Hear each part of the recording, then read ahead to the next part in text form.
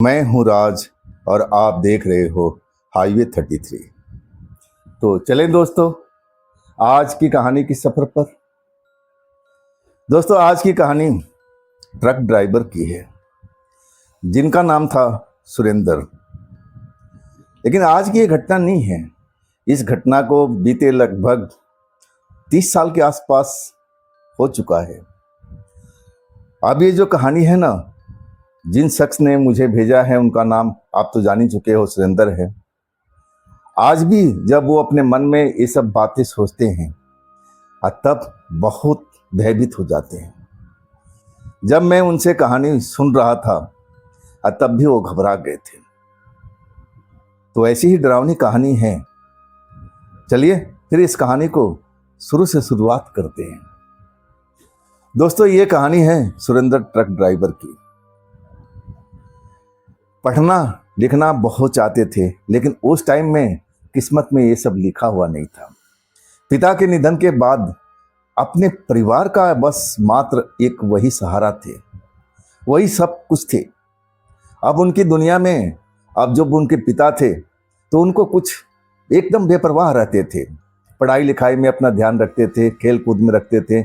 लेकिन जब उनका पिता का मौत हो जाता है ना, तो उनकी दुनिया लूट जाती है। उनको लगता है कि अब मेरे सर से पिता का साया उठ चुका है, अब तो मेरी दुनिया उजड़ गई है। महीनों तक पिता का गम मनाते रहते हैं, रोते रहते हैं। लेकिन संसार है, कोई ऐसे तो बैठ नहीं सकता है, काम तो करना ही पड़ता है। पिता भी उनके ट्रक ड्राइवर थे। अब वो ट्रक ड्राइवर तो जानते थे, अब उनके पास में एक यही पूंजी थी, इसी से उनका घर बार चलना था। अब फिर अपना ट्रक ड्राइवर का काम शुरू कर देते हैं। लगातार 3 साल तक काम करते हैं। आज जब कुछ धन इकट्ठा हो जाता है, सब कुछ हो जाता है, अब फिर उनकी शादी भी हो जाती है। सुंदर सी पत्नी आती है।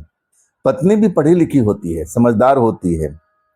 लेकिन अब शादी हो चुका था ट्रक ड्राइवर से, वो भी अपना किस्मत के लिए अब परेशान थी।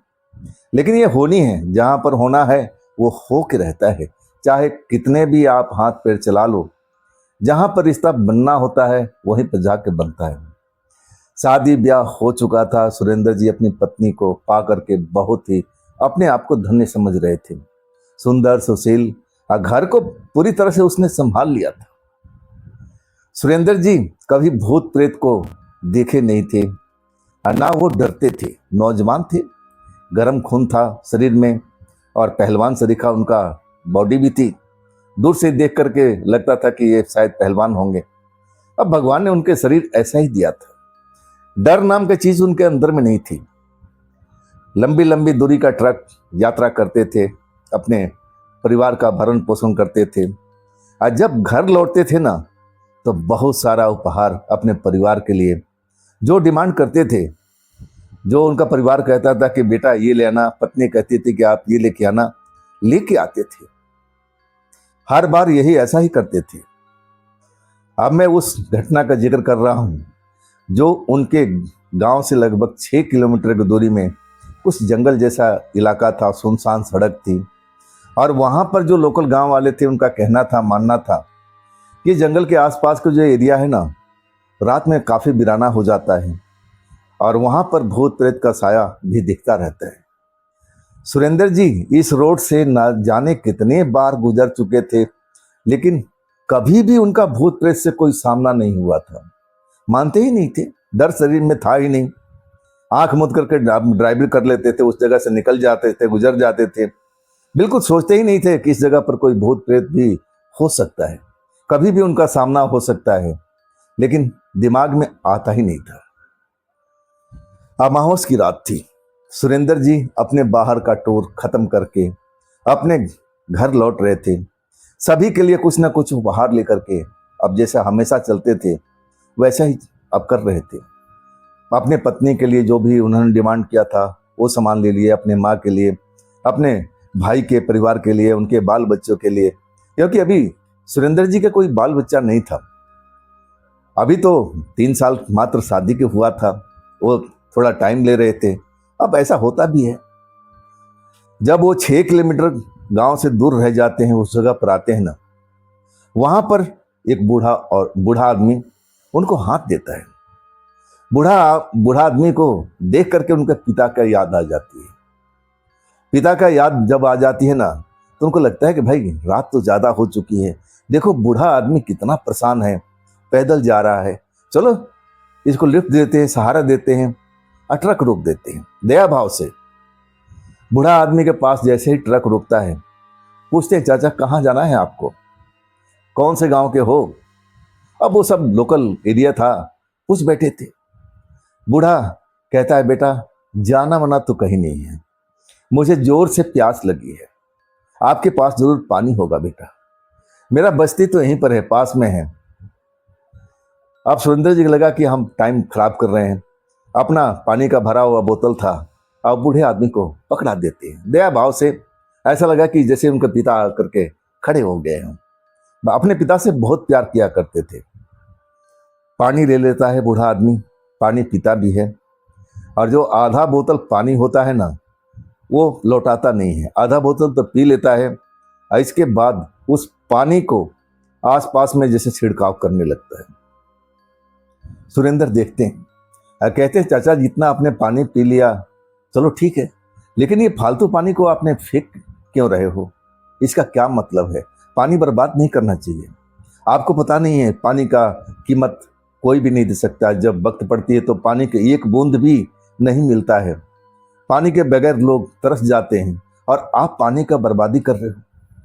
बूढ़ा आदमी जो देखने में उस टाइम जैसे देखे थे सुरेंद्र जी, अचानक उसका रूप रंग सब कुछ बदलने लगता है, बोतल फेंक देता है और इसके बाद अपना असली जो रूप होता है भूत प्रेत वाला उसमें आ जाता है, लाल लाल आंखें बड़ी बड़ी। और इसके बाद वो देर नहीं करता है, सुरेंद्र जी को एक झटके से ट्रक के अंदर से खींच लेता है। इतनी ताकतवर सुरेंद्र जी और उसके आगे हार मान गए थे, जमीन पर गिर पड़े, रोड पर गिर गए, चोट भी लगी, लेकिन अभी भी शौक में थे। ये कैसे हो सकता है, अभी मैंने बूढ़े इंसान को देखा, उसका मदद किया, मैं तो उसको लेके जाना चाहता था, लेकिन वो तो कह रहा था कि मुझे पानी की प्यास लगी है, पानी भी दिया, ये मेरे साथ में ऐसा बर्ताव कैसे किया, इसकी हिम्मत कैसे हुई। वो भी पहलवान सरीका थे और झट से उठकर खड़े हो जाते हैं। लेकिन भूत के आगे पहलवान की कब तक चलती है, कुश्ती होने लगती है और कुश्ती में पार नहीं पाते हैं सुरेंद्र जी। सुरेंद्र जी को लगता है कि नहीं ये इंसान तो हो ही नहीं सकता है, इतना भयानक इसका चेहरा हो गया है, डरावना हो चुका है, ये तो कोई जैसे मैं किस्से कहानियों में पढ़ा करता था, ये तो कोई भूत ही है, कोई शैतान है, इसे मैं जीत नहीं पाऊंगा। लेकिन वो भागना चाहते हैं तो वो बूढ़ा उनको भागने भी नहीं देता है। जैसे ही 2 कदम बढ़ाते हैं पैर पकड़ के खींच देता है, लंबे उसके जो हाथ होते हैं वो लंबे हाथ हो जाते हैं, एक झटके से खींच देता है। अब जो सुरेंद्र जी थे ना, उनको लगने लगा कि मैंने ट्रक रोक करके बहुत भारी गलती कर दिया है, अब मैं क्या करूं, मैं कैसे इससे बचूं। यहां से तो मेरा गांव 6 किलोमीटर की दूरी पर है, अब इतना तो पता था, मैं तो भाग भी नहीं सकता, भागता हूं तो ये पीछा कर लेता है और मुझे पटक देता है, ट्रक में भी चढ़ने नहीं दे रहा था। ऐसा कंडीशन हो चुका था कि सुरेंद्र जी को लगा अब कुछ नहीं, अपनी जान बचा लो, ट्रक की तो बाद में देखी जाएगी, जब जान रहेगा तो ट्रक भी मिल जाएगी। ट्रक का मुझे अभी चिंता नहीं, चिंता तो अपने जान का है, ये कि मैं ही अपने परिवार में इकलौता व्यक्ति हूँ और जो अपने परिवार का भरण पोषण कर रहा है। मेरे जो भाई है, छोटा भाई है, बड़ा भाई है, लेकिन वो लोग खेती गृहस्थी में काम करते हैं और ना उनको ट्रक चलाने आता है और ना वो कोई कमाई करते थे, बस जो भी था आसपास के खेतों में अपना जीवन गुजार रहे थे। अब ये सब उनके बातें याद आने लगती है कि अब मेरे बाद में मेरे परिवार का क्या होगा, मेरी पत्नी जब मुझे पता लगेगा कि मैं मर चुका हूं तब उस पर क्या बीतेगी, मेरी माँ का क्या हाल होगा। सब सोच करके एकदम चिंतित हो जाते हैं। कुछ ही सेकंडों के अंदर में जब उनको लग जाता है कि मैं अब बचूंगा नहीं, अब तो ये मुझे मार देगा, मैं इसे जीत नहीं पाऊंगा, अब मरना निश्चित है, तब भी एक बार वो अपना प्रयत्न करना चाहते थे। उठ के भागते हैं, रोड के साइड में नहीं, जिधर जंगल में एक पगडंडी जा रही थी उनको वही शॉर्टकट लगा कि मैं जंगल में घुस जाता हूँ, किसी पेड़ के झाड़ियों के अंदर में छिप जाऊंगा और तब ये मुझे ढूंढ नहीं पाएगा। उस वक्त उनको दिमाग में क्या चल रहा था वो तो वही जान सकते थे, और वो भागना शुरू कर दिए। वो जो बूढ़ा व्यक्ति था उनके पीछे नहीं भागता है, बस खड़ा होकर के देखता है और अपना कुटिल मुस्कान से मुस्कुराता रहता है, जैसे वो चाहता था कि यह नौजवान इसी रास्ते पर, इसी कच्चे रास्ते पर दौड़े भागे। शायद उसका कोई गेम प्लान था। खड़ा हो जाता है, आसपास देखता है, इधर सुरेंद्र जी उससे काफी दूर जंगल के अंदर में आ चुके थे। दोनों साइड में छोटे बड़े पेड़ थे, एरिया ही जंगलात का था। बड़े परेशानी में सांसें चढ़ गई थी। अब जितना दौड़ना था दौड़ चुके थे। अब तो लगने लगा कि मैं दौड़ नहीं पाऊंगा, अब मुझे कहीं ना कहीं छिपना पड़ेगा। पीछे मुड़ के देखते हैं लेकिन वो शैतान का अता पता नहीं था। उनको लगता है कि मैं शैतान से जीत गया हूं, लेकिन सबसे बड़ी उनकी गलत फहमी थी। थोड़ा ही आगे जाते हैं और तभी एक घर दिखाई देता है। जैसे ही घर की रोशनी नजर आती है उनको लगता है कि अब क्या, अब तो यहाँ पर इंसान है और मैं बच जाऊंगा। जंगल में छिपना चाहते थे लेकिन अपना जो ध्यान है ना घर की तरफ आकर्षित हो जाता है। जहां पर देखते हैं कि दिया बाती जल रही है, रोशनी है, चलो भाई हम इंसान के पास चलते हैं, हमारी मदद करेंगे। उस घर की तरफ आ जाते हैं। दरवाजा जोर जोर से खटकाने लगते हैं, दरवाजा खोलिए। कुछ देर शांति रहती है और फिर दरवाजा खुलता है। दरवाजा खुलता है तो एक बूढ़ी औरत साधारण सा दिखने वाली पूछती है, बेटा बात क्या है, कौन हो तुम, मैं तो आपको जानती नहीं हूं। और तब बूढ़ी औरत से कहते हैं कि चाची मुझे बचा लीजिए। जो उनके साथ में रोड पर घटना घटी थी सब कुछ बता देते हैं। वो औरत भी डर जाती है, वो औरत भी भयभीत हो जाती है, कहती है बेटा अंदर आओ, जल्दी से आओ, जल्दी अंदर आओ। दिल की धड़कन बड़ी हुई और उसे सामना कर चुके थे, उसके पावर को, उसको शक्ति को पहचान चुके थे। जल्दी से अंदर हो जाते हैं, दरवाजा बूढ़ी औरत बंद कर देती है। अब उस घर में और भी लोग थे, और लोग जो थे, एक खूबसूरत सी लड़की थी आज जो लेटी हुई थी अपने बिस्तर पर। जैसे ही शोर होता है उठ के बैठ जाती है, आंखें मसलते हुए कहती है, ये कौन है मम्मी, ये कौन है, ये व्यक्ति कौन है, किसको आपने अंदर घर में अब लेके आई, ये कौन है, मैं तो इसको जानती नहीं हूँ। और तब वो बूढ़ी औरत कहती है, बेटा परदेसी है, शैतान जाग चुका है, उसके साथ फिर ये खेल हो गया बेटी, इसको तो हमें बचाना ही पड़ेगा, अपने घर में शरण देना ही पड़ेगा। लड़की अब जो बिस्तर पर थी उठ करके खड़ी हो जाती है, उस नौजवान के पास यानी सुरेंद्र जी के पास में आती है और नीचे से ऊपर तक देखती है। अब उसके मन में अब क्या चल रहा था वो तो उस वक्त में वही जाने। और तब फिर वही सवाल पूछती है, तुम्हारा घर कहाँ पर है, तुम्हारा वो शैतान से सामना कैसे हो गया, क्या तुम्हें पता नहीं था कि आज अमावस की रात है। सुरेंद्र जी एकदम डरे हुए हालात में थे और उस लड़की का ज्यादातर झेल नहीं पाए, बैठ गए जमीन पर, अपने भाग के कोसने लगे कि अब मैं कैसे फंस गया, कैसे इस चक्कर में फंस गया। आखिरकार वो बूढ़ी औरत लड़की को समझाती है, अरे मेहमान को इतना परेशान मत कर, देख पहले ही अगला परेशान हो चुका है, थोड़ा पानी वानी दे मेहमान को। लड़की जाती है, पानी लेके आती है लोटे में और मेहमान यानी सुरेंद्र जी को दे देती है। सुरेंद्र जी को पानी की जरूरत भी थी, इतना दौड़ भाग किए थे और गला तर तो करना ही था। लोटे से जल ले लेते हैं, पानी कुछ अलग सा लगता है लेकिन उस टाइम प्यास लगी हुई थी, इसकी परवाह नहीं करते हैं।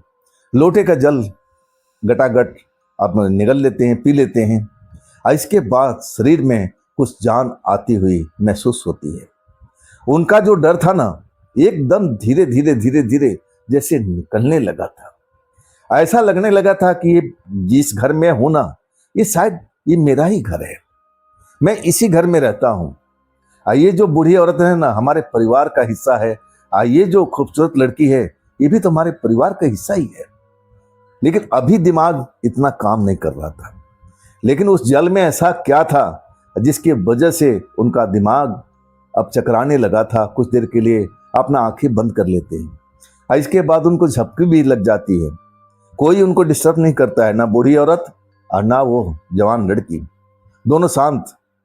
ये अपनी आंखें बंद कर लेते हैं, लेकिन कुछ ही देर के बाद उनकी आंखें खुल जाती है।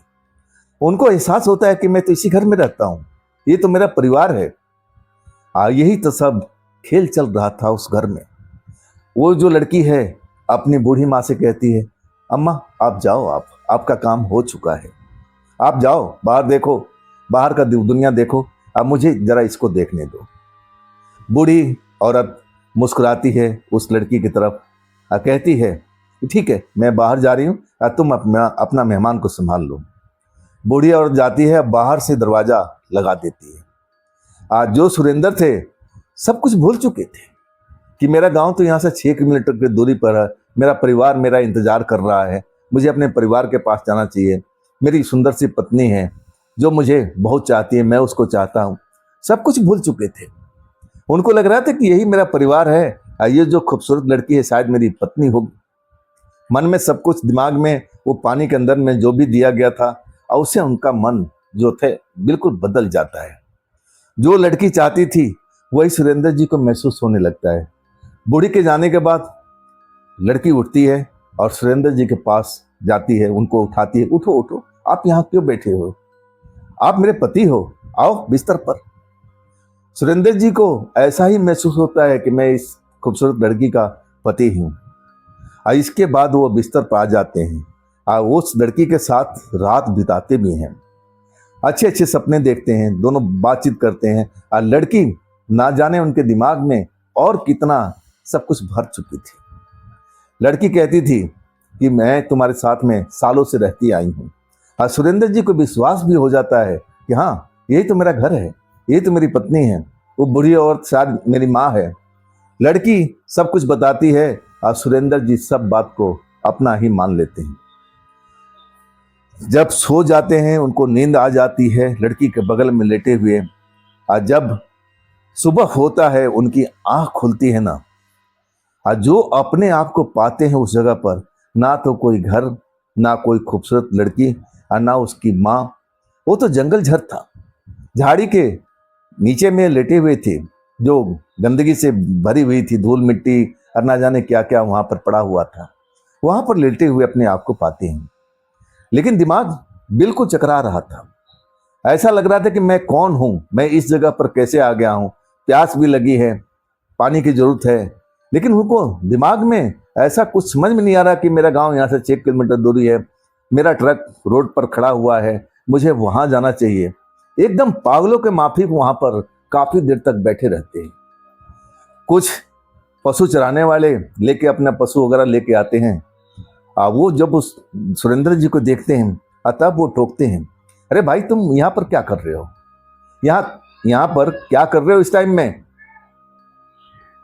सुरेंद्र जी से वो जो थे जानवर को चराने वाले अब पूछते हैं, भाई तुम यहाँ पर क्यों पड़े हुए हैं, कहीं तुम्हारा रोड पर ट्रक है, तुम कहीं ड्राइवर तो नहीं हो।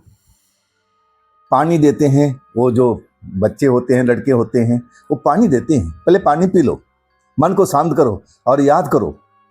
जब पानी उनको मिलता है तब वो सोचने विचारने लगते हैं।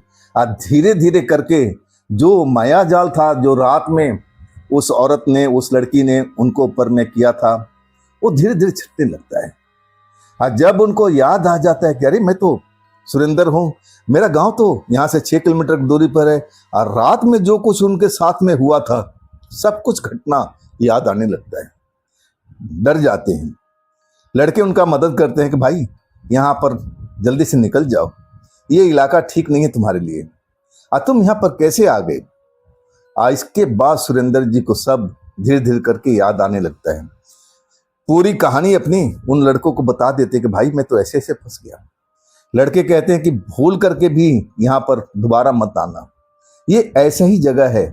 दिन में तो देखने में बिल्कुल शांत नजर आता है, लेकिन रात में यहाँ आत्माएं भटकती रहती हैं। हम लोग तो पशु चराने के लिए आते हैं, अगर ना आए तो पशु हमारा भूखा रह जाए, हमारी तो मजबूरी है। देखो भाई यहाँ पर गलती से भी लौट के मत आना। लड़के सब जानते थे लेकिन डराना नहीं चाहते थे। सुरेंद्र जी ट्रक में जाते हैं, इसके बाद ट्रक देखते हैं, ट्रक बिल्कुल सही सलामत है।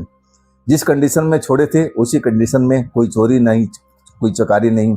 परिवार का गिफ्ट भी सब कुछ ऐसे ही ऐसे रखा हुआ था, कागज पत्तर सब कुछ उनको बिल्कुल ठीक ठाक मिल जाता है।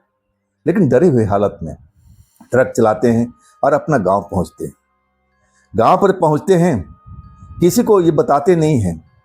माँ भी पूछती है, बेटा अब बताओ कैसा रहा सफ़र। पत्नी जब सामने में आती है, अब पत्नी जो है ना, अपने पति को, चेहरा को पहचान लेती है। पति के दिल पर क्या चल रहा है, पत्नी एक मिनट देरी नहीं लगाती, समझ जाती है कि मेरे पति के साथ में कुछ ना कुछ तो समस्या है, कि मेरा पति परेशान है। पूछने लगती है अकेले में ले जा करके, बताओ जी क्यों परेशान हो, क्या बात हो गई, किसी से लड़ाई झगड़ा, क्या कुछ और विशेष बात। तब सुरेंद्र जी सब बातें बता देते हैं। बताने के बाद अब उस घर में कहो ना कि पत्नी अपने सास को यानी सुरेंद्र जी को, माँ को पूरी घटना से अवगत करा देती है। घर के सारे परिवार जान जाते हैं कि सुरेंद्र के साथ में रात में क्या हुआ। सब परिवार डर जाते हैं, पड़ोसी भी आ जाते हैं, समझाने बुझाने लगते हैं कि बेटा वहाँ पर तुम्हें ट्रक रोकना नहीं चाहिए था, क्यों ट्रक रोक दिए। अब जो हो चुका था अब उसके पीछे तो कोई भाग नहीं सकता था। पड़ोसी समझा के जाते हैं कि बेटा अब आगे से इस चीज़ का ध्यान रखना, उस जगह पर कभी भी अपना ट्रक मत रोकना। सुरेंद्र हाँ भी बोलते हैं। चलो मामला खत्म हो चुका था। लेकिन कभी कभी सुरेंद्र को लगता था, दिल में धड़कन कभी कभी बढ़ जाती थी। ऐसा लगता था कि जैसे वो लड़की उनको आस पास में कहीं पर है, जो रात में उनकी पत्नी बनी हुई थी। ऐसा लगता था कि कहीं से मुझे देख रही है। एक संशय, एक ऐसा डर सा महसूस होता रहता था। पत्नी उनको समझाती थी कि देखो आप हमारे घर में हो, अपने घर में हो, यहाँ डरने की जरूरत नहीं है, कुछ नहीं होगा, कुछ नहीं होगा, ऐसा आप शांत रहो। इसके बाद रात भी आती है, जो अपना सेवा भाव पत्नी अब देख लेती है कि भाई ये तो बहुत डरे हुए इंसान है अभी इस टाइम में, और डरना बिल्कुल जायज भी था। बातचीत करते हुए उनको सुला देती है, नींद में सो जाते हैं। लेकिन चिंता तो पत्नी को लगी रहती है ना। आखिरकार जब सुरेंद्र सो जाते हैं, तब तक वो जागी थी।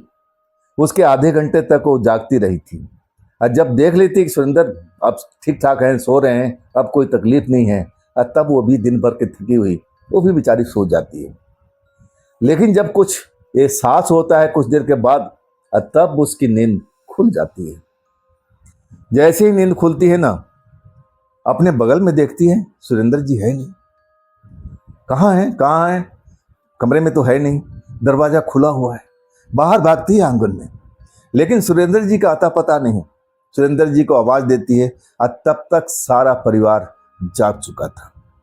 सुरेंद्र जी की खोज होने लगती है। छत पर जाकर देख लेते हैं, छत पर भी नहीं है, गली में भी नहीं है, और आधी रात से ऊपर का टाइम हो चुका था। आखिरकार सुरेंद्र जी गए तो कहाँ गए, कहाँ गए। रात में अब कोई हिम्मत नहीं कर रहा था कि गांव से बाहर जाए। ऐसी स्थिति में सबको डर लगता है, कहीं मैं सुरेंद्र जी को ढूंढने के लिए जाऊं और कुछ मेरे साथ में गलत ना हो जाए, कहीं भूत प्रेत मुझ पर अटैक ना कर दें। अब गांव के लोग मदद तो करना चाहते थे, लेकिन रात में नहीं। सबके शरीर में डर था, और वो कह रहे थे कि अब जो कुछ होगा सुबह ही होगा। सुरेंद्र उसी जगह पर गया होगा, उसी जगह पर गया होगा, सबका यही कहना था। रात भर पत्नी सो नहीं पाई, आंसू बहाती रही। अब मेरे पति के साथ में क्या हो रहा होगा, मेरे पति किस हालात में होंगे। अब पत्नी है, माँ है, ये सब चिंता तो करती रहती हैं। रात भर वो लोग सो नहीं पाती हैं। और जब सुबह होता है, तब घर का परिवार, कुछ गली के लोग सुरेंद्र जी को ढूंढने के लिए निकलते हैं। जिनके पास जौन सा साधन था वो साधन लेके चल पड़ते हैं। और जब कुछ दूर जाते हैं तो सुरेंद्र जी लौट रहे थे। आधे रास्ते में उनकी मुलाकात हो जाती है। सुरेंद्र जी से पूछते हैं आप कहाँ गए थे। सुरेंद्र जी खुद हैरान थे और कह रहे थे कि मुझे कुछ पता नहीं। जब मेरी नींद खुली ना, तो मैं अपने आप को उसी झाड़ी के अंदर में पाया जहां मैं पिछली रात को था। डरे हुए हालात में थे। जैसे तैसे करके अब यहाँ तक पहुँच गए थे। और इसके बाद परिवार के लोग, गली के लोग सब उनको साथ में लेकर के घर लौटते हैं। मामला आगे बढ़ चुका था। ये कैसे हो गया। पत्नी पूछ रही थी कि आप मेरे बगल में लेटे हुए थे, आपने मुझे क्यों नहीं जगाया, कैसे आप चले गए। और तब सुरेंद्र जी कहते हैं कि मुझे तो नींद आ चुकी थी, यह तो तुम्हारे पहले सो चुका था। मैं सपना देखता हूँ, भयानक सपना, वही जो पिछली रात को मैंने सब कुछ देखा था। अब मैं देखता हूँ कि वही लड़की मेरे घर के अंदर में आ गई है, आके दरवाजे पर दस्तक दे रही है, मेरा नाम लेके पुकार रही है। अब मैं नींद से उठता हूँ, मुझे तो लगता है कि मैं सपने की दुनिया में हूँ। देखना चाहती हूँ कि ये वो मेरे घर तक कैसे पहुँच गई। मैं दरवाज़ा खोलता हूँ, तब मेरा हाथ पकड़ लेती है और इसके बाद मुझे कुछ याद नहीं। जब मेरी आँख खुलती है ना, तो मैं अपने आप को 6 किलोमीटर दूरी उसी जगह पर जहाँ पर वो पिछली रात गए हुए थे अपने आप को पाते हैं। परिवार के लोग अचंभित, डरे हुए, गली में तरह तरह की बातें। अब सुरेंद्र नहीं बचेगा, जिसके पीछे वो आत्माएं पड़ जाती हैं अब जल्दी से जल्दी उसका काम निपटा देती हैं। तरह तरह की बातें होने लगी और सुरेंद्र को परिवार में जब बातें सुनाई पड़ती थी उनका मन कांपने लगता था। लेकिन वहाँ पर एक बूढ़े बाबा थे जो थोड़ा बहुत तंत्र मंत्र का काम करते थे। जब उनको इस कहानी का पता लगा, अपने आप को रोक नहीं पाए, आ गए। भोले बाबा का पुजारी थे, आकर के सुरेंद्र को देखते हैं और देखने के बाद जल लेके आए थे भोले बाबा का प्रसाद के रूप में, और वो देते हैं, बेटा थोड़ा सा ग्रहण कर लो, ग्रहण कर लो। अगर तुम्हारे ऊपर में कोई ऐसा साया होगा, ये पानी तुम्हें हजम नहीं होगा, कड़वा सा लगेगा। आज सुरेंद्र जब पीते हैं वाकई में उनको कड़वा कड़वा सा महसूस होता है। और तब बाबा कहते हैं, हाँ अब मैं मान चुका हूँ, जो तुम्हारे साथ में खेल हो रहा है सब उसी का हाथ है, उसी का हाथ है। जैसे वो जानते थे। परिवार के लोग पूछने लगते हैं, ये किसका हाथ है, कौन है वो औरत, कौन है बूढ़ी औरत और कौन है वो बूढ़ा आदमी जो ये सब खेल रचे थे सुरेंद्र जी के साथ में। और तब बूढ़े बाबा बताते हैं कि बहुत साल पहले वहाँ बंजारा रुका करते थे, जहाँ पर जंगल झाड़ है ना, वहाँ बंजारों का कैंप लगा रहता था। आसपास में घूमते रहते थे, अपना काम धंधा करते थे, बकरियां पाल रखे थे, ऐसे उनका पेट भरता रहता था कोई ना कोई काम करके। वहाँ पर ये परिवार था। परिवार में ये जो लड़की थी बहुत ही खूबसूरत थी। और इसके बाद कुछ ऐसे लोगों की निगाह उस लड़की के हुस्न में पड़ता है और उसको पाना चाहते हैं। और जब उसको पा नहीं पाते ना, तब हर हालत में ऐसा मजबूर कर देते हैं और वो लोग रातों रात उस जगह को खाली करके चले जाते हैं। और इसके बाद पता नहीं लगता है। लेकिन कुछ सालों के बाद वही बाबा बता रहे थे जो तंत्र मंत्र का जानकार थे, कुछ लोगों को वो लड़की दिखाई देती है, उसका परिवार दिखाई देता है। और तब अब ज्ञात होने लगता है कि कहीं वो लोग भूत प्रेत तो नहीं बन गए हैं। अब बात बिल्कुल सही है, वही परिवार है जो आजकल भूत बन करके उस जगह पर रहता है और जहाँ पर उनका कैंप था। ये सब सुनने के बाद हर घर के परिवार लोग कांप जाते हैं। अब क्या होगा बाबा जी, अब क्या होगा, सुरेंद्र जी कैसे बचेंगे। तब कहते हैं, अभी मामला कुछ ज़्यादा आगे नहीं बढ़ा है, संभल सकता है, मैं कोशिश करूँगा। अगर मेरे से हो पाता है तो मैं ज़रूर करूँगा, मैं कोशिश तो पहले करता हूँ। अगर मेरे से नहीं होगा फिर दूसरे का सहारा लेना पड़ेगा, टाइम तो लगेगा इस चीज़ में। लेकिन आज रात कैसी भी करके परिवार के लोग जागते रहें, और जब सुरेंद्र को नींद लग जाती है अब उसको रखवाली करना पड़ेगा। मैं रात में लौटूंगा, पूरे विधि विधान से जो भी मेरे पूजा पाठ की सामग्री है मैं लेके लौटूंगा। आप लोग इसको बस ध्यान रखना कि ये घर से दूर ना जाए, ना भाग पाए। परिवार के लोग ऐसा ही करते हैं। जब भी सुरेंद्र नींद में जाते थे उनको जगा देते थे, बातचीत करने लगते थे, पत्नी उनको सोने नहीं देती थी। आखिरकार जब रात हो जाता है, 9 से ऊपर का टाइम हो जाता है, सुरेंद्र जी कहते हैं मुझे थकान हो रही है, अब मुझे सोने दो। जैसे ही नींद आ जाती है और उसके बाद उनके मन में वही सब सपना चलने लगता है, जैसे कोई आकर के दरवाज़ा खटखटा रहा हो, उनको नाम लेके पुकार रहा हो। और सुरेंद्र जी जैसे जोश में भर जाते हैं, किसी के काबू में नहीं आते हैं। लेकिन उसी टाइम में वो बाबा जी आ जाते हैं अपने साजो सामान के साथ में। उनके साथ में एक और व्यक्ति होता है, आकर के सुरेंद्र जी के ऊपर में अपना तंत्र मंत्र किए हुए जल को डाल देते हैं। जैसे ही जल उनके शरीर में पड़ता है अब वो शांत हो जाते हैं, बिल्कुल जैसे नींद में हो, उनका कोई होश नहीं है। दोनों व्यक्ति मिलकर के तंत्र मंत्र से फिर अपना कार्य शुरू कर देते हैं। पूरी रात निकल जाती है और इसके बाद जब सुबह होता है और तब वो बाबा कहते हैं अब डरने की जरूरत नहीं है, जो हमें करना था हमने कर लिया। लेकिन ध्यान रहे, सुरेंद्र को अभी पूरे महीने दिन तक अपने घर के अंदर में सुरक्षित आप लोग रखना, इसको बाहर कहीं भी भटकने मत देना। सुरेंद्र जी को अब उसी हिसाब से उस घर में रहना का अब मजबूर होना पड़ा था। वो चाहते थे कि मैं अपने काम पर जाऊं, कब तक मैं अपने घर पर रहूंगा, लेकिन उनकी पत्नी कहती थी कि मैं हम भूखे रह जाएंगे, नमक के साथ रोटी खा लेंगे, लेकिन आपको जाने नहीं देंगे जब तक वो बाबा जी नहीं बोल देंगे।